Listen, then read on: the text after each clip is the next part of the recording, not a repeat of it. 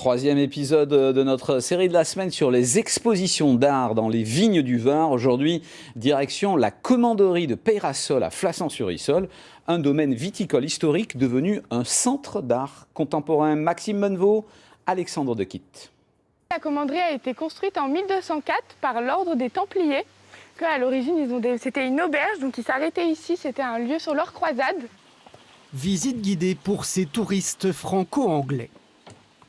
Ici, vous avez une pièce d'un artiste américain, Dwayne Valentine.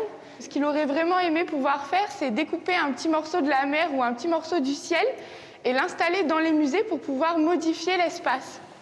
Dans le centre d'art de la commanderie de Peyrassol, il découvre des œuvres majeures, toutes plus surprenantes les unes que les autres, comme cette fresque en 3 dimensions.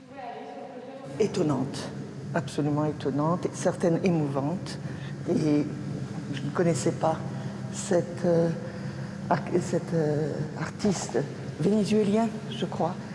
Et je n'arrête pas de regarder. Quelle partie de l'exposition as-tu préférée? Les miroirs. Il y en avait un grand et 2 autres qui me faisaient paraître super grands.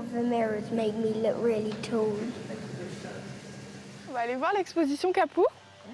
Des œuvres d'artistes contemporains mondialement célèbres, comme le Britannique Anish Kapoor, mais aussi des trésors de l'histoire de l'art, comme cette tour aux figures de Jean Dubuffet. Vous pouvez voir ici aussi qu'il y a les fermetures qu'il utilise pour refermer le coffrage. Donc là, on va aller voir Mais ici, l'art s'invite aussi dans des jardins remarquables. Cet artiste ici va réaliser une illusion d'optique et il va s'inspirer des portes de lune chinoise.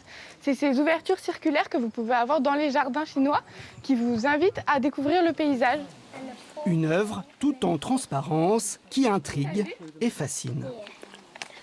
Le concept de mettre des œuvres d'art dans cet environnement de vignobles, de végétation et de forêt, je trouve vraiment un très beau concept. Mélange d'art contemporain et de tradition, la commanderie de Peyrassol est avant tout un acteur viticole de premier plan. Ici, dans ces caves centenaires, plus d'1,5 million de bouteilles sont produites chaque année. Tout autour de l'art, on essaie d'avoir aussi cet art de faire du vin dans des lieux atypiques comme celui-là où on est sur des murs de 1204, comme dans une cave hyper moderne avec de l'inox. Comme aussi du bois, de la terre cuite, du grès. On essaie vraiment de cumuler tout ça pour arriver à faire des vins les plus différents possibles et les meilleurs possibles. Le domaine compte 850 hectares de terrain. Un lieu de culture dans tous les sens du terme. Car ici, certaines œuvres sont installées au beau milieu du vignoble. Comme le damier flottant arc-en-ciel, une création de Daniel Buren, dont l'emplacement a été longuement réfléchi. On travaille avec le chef de culture pour voir si ça marche bien pour lui, pour les tracteurs, pour les vendanges, pour tout. Donc on essaie vraiment de privilégier ce lien-là entre l'art et le vin et de ne pas penser les deux comme deux entités séparées.